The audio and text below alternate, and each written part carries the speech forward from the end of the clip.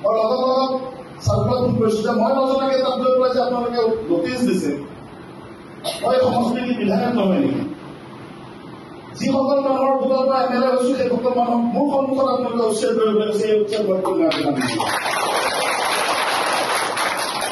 পৰৱৰ্তী পৰ্যায়ত আজি তাৰ পৰা মই আকৌ জেচিবি পক্ষত অঁতৰাই পেলাই পঠাই দিছোঁ। মিটিং কৰি আছোঁ, পৰহিলা খবৰ আহিছে যে কাকলিত মীন বিভাগে কিবা আমাৰ খেতি সজাগ কৰি গ'ল। খেতি এবিঘা মাটি এজন খেতিয়কে কিমান কষ্ট কৰি ডাঙৰ কৰে, আৰু সজাগ কৰা সেইটো যে খেতিত জড়িত মেচিন লগাই দিছে, কি হ'ব ফিচাৰী ডিপাৰ্টমেণ্টে বিচাৰি কিনি লগত আমাৰ খবৰ আহিল। আমি জাকিৰ চাহিল আমি গোটেইখিনি ৰমজান আৰু জহুৰ আলী ডাঙৰীয়া আমি সকলো ইয়াৰ পৰা গৈছোঁ, গৈ পেলাই তাৰ পৰা আকৌ পঠোৱাইছোঁ।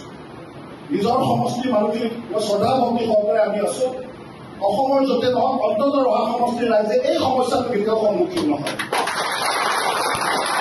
আৰু ময়ো অনুৰোধ কৰিছোঁ, ময়ো আপোনালোকক অনুৰোধ কৰিছোঁ যে আমাৰ পূৰ্বজন অতীজৰে পৰা যিসকল আমাৰ সংখ্যালঘু লোক আমাৰ বিভিন্ন জেগাত আজি ঘৰ দুৱাৰ সুন্দৰকৈ আছে, নতুনকৈ যাতে কোনো বাহিৰৰ পৰা যাতে আহি পেলাই আমাৰ শান্তি সমৃদ্ধিটো যাতে নষ্ট কৰিব নোৱাৰে। আজি এইখিনি মানুহৰ লগত আমাৰ অসমীয়া সমাজখনৰ এটা অমিনুকূল সম্পৰ্ক আছে, এটা আন্তৰিকতা আছে, এটা ভাই ককাইৰ দৰে আমি চলিছোঁ। কিন্তু চহৰত এনেকুৱা কিছুমান মুছলমান আহি পেলাই সোমাই ল'বলৈ আপোনালোকৰ অশান্তি আমাৰো অশান্তি হয়নে নহয় কওক? গতিকে এই চহৰৰ পৰা যিবিলাক পশ্চিমাত্য মানুহ আহি পেলাই যাতে আমাৰ মাজত থকা যাতে সম্প্ৰীতি, আমাৰ মাজত থকা যিটো ঐক্যতা হৈছে ভাতৃত্ববোধ, আমাৰ সমাজখনৰ লগত যিটো আমি যুগ যুগ ধৰি আমি চলি আহিছোঁ, ইয়াত যাতে সেইসকলে আহি যাতে আমাক বিঘ্নিত কৰিব নোৱাৰে, আমাৰ শান্তি সম্প্ৰীতিত যাতে তেওঁলোকে আহিব নোৱাৰে। আৰু লগত চাৰ্কুলাৰ ফোন কৰিছোঁ যে মই নজনাকৈ তাত গৈ পেলাই যে আপোনালোকে নটিচ দিছে, মই সমষ্টিৰ বিধায়ক নহয় নেকি? যিসকল মানুহৰ ভোটৰ পৰা MLA হৈছোঁ সেইসকল মানুহক মোৰ সন্মুখত আপোনালোকে উচ্ছেদ কৰিবলৈ গৈছে। এই উচ্ছেদ পৰৱৰ্তী পৰ্যায়ত আজি তাৰ পৰা মই আকৌ জেচিবি পক্ষত অঁতৰাই পেলাই পঠাই দিছোঁ।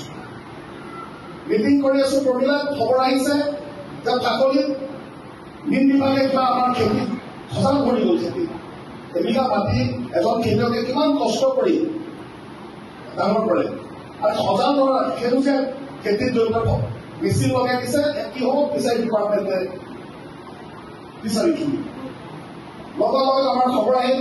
আমি জাকিৰ চাহিল আমি গোটেইখিনি ৰমজান আৰু জহুৰ আলী ডাঙৰীয়া আমি সকলো ইয়াৰ পৰা গৈছোঁ, গৈ পেলাই তাৰ পৰা আকৌ পঠোৱাইছোঁ। নিজৰ সমষ্টিৰ মানুহখিনিক শ্ৰদ্ধা ভক্তি সহকাৰে আমি আছোঁ। অসমৰ য'তে নহওক অন্তত ৰহা সমষ্টিৰ ৰাইজে এই সমস্যাটো কেতিয়াও সন্মুখীন নহয়।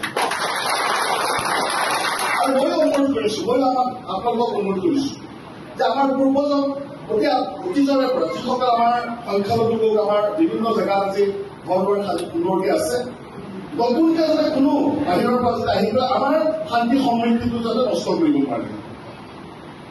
আজি এইখিনি মানুহৰ লগত আমাৰ অসমীয়া সমাজখনৰ এটা অমিনুকূল সম্পৰ্ক আছে, এটা আন্তৰিকতা আছে, এটা ভাই ককাইৰ দৰে আমি চলিছোঁ।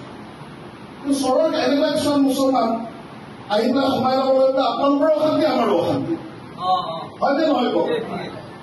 গতিকে এই চহৰৰ পৰা যিবিলাক পশ্চিমাত্য মানুহ আহি পেলাই যাতে আমাৰ মাজত থকা যাতে সম্প্ৰীতি, আমাৰ মাজত থকা যিটো ঐক্যতা হৈছে ভাতৃত্ববোধ, আমাৰ সমাজখনৰ লগত যিটো আমি যুগ যুগ ধৰি আমি চলি আহিছোঁ, ইয়াত যাতে সেইসকলে আহি যাতে আমাক বিঘ্নিত কৰিব নোৱাৰে, আমাৰ শান্তি